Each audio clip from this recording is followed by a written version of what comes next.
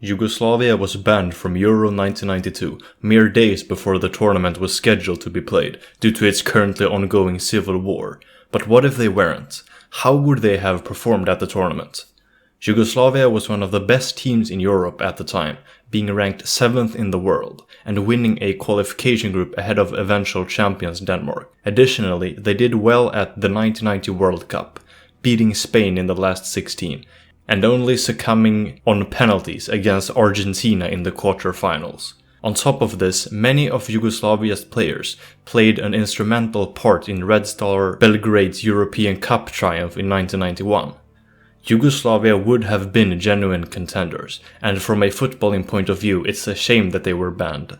When it comes to examining how Yugoslavia would have performed at Euro 92, they'll simply be placed in the same position they were in prior to being banned, Group 1.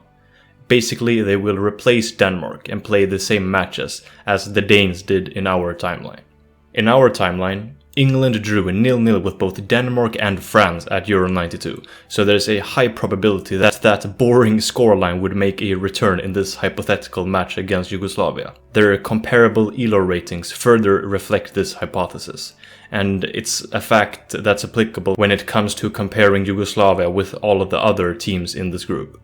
Host Sweden exceeded expectations at Euro 92 by winning a highly competitive group. They were still a solid side though. One of the teams they defeated was eventual champions Denmark, who finished behind Yugoslavia in their qualification group. It was a close encounter decided by a single Thomas Brolin goal. Yugoslavia was marginally better than Denmark back then. The Brazilians of Europe were slightly better than the blue and yellow on paper, but Sweden's home advantage would have given them the edge necessary to compete with Yugoslavia. In other words, a draw with Sweden is more probable than a win in either direction. Despite sweeping their qualification group, France had a disappointing winless tournament. It's therefore unreasonable to think that Le Bleu would have managed to defeat this strong Yugoslav side. A draw is probably the most likely outcome, with a Yugoslav win also being well within the realm of possibility. If Yugoslavia draws all 3 group matches in accordance with these predictions, they would have to be split from France by the drawing of lots to determine who would advance as the runner-up. These predictions are only on average though. What's more likely is that Yugoslavia probably would have won at least one of these matches. They were just that good, and would have presumably advanced to the semifinals, ahead of France and England, but behind Sweden. The Swedes' prowess on home soil in the group stage that summer makes them the least likely to have lost to Yugoslavia in this timeline. It's more plausible that Yugoslavia would have defeated England or France, though by a small margin. Just like Denmark, Yugoslavia would face the Netherlands in the semifinals, a good Dutch side that defeated Germany 3-1 in the group stage. One thing that bodes well for Oranje in this hypothetical tie is that they defeated Yugoslavia in a friendly a few months prior. However, it's worth noting that they had home advantage, and results in friendlies should always be taken with a grain of salt.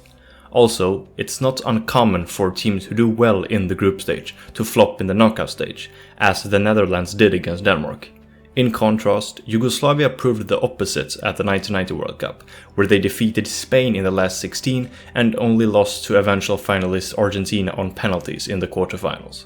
2 sides that were on par with this Dutch team. Many people would intuitively think that the Netherlands is better than Yugoslavia, but this would be an even affair between 2 solid sides. Their ELO ratings also support this thesis. On the day, Yugoslavia should be able to beat the Netherlands after extra time or on penalties, placing them in the final against Germany.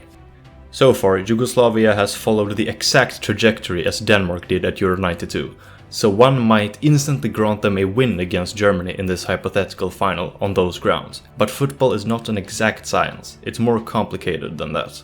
Just because a Danish side marginally weaker than Yugoslavia beat Germany, it doesn't automatically mean the Yugoslavs would have also managed that.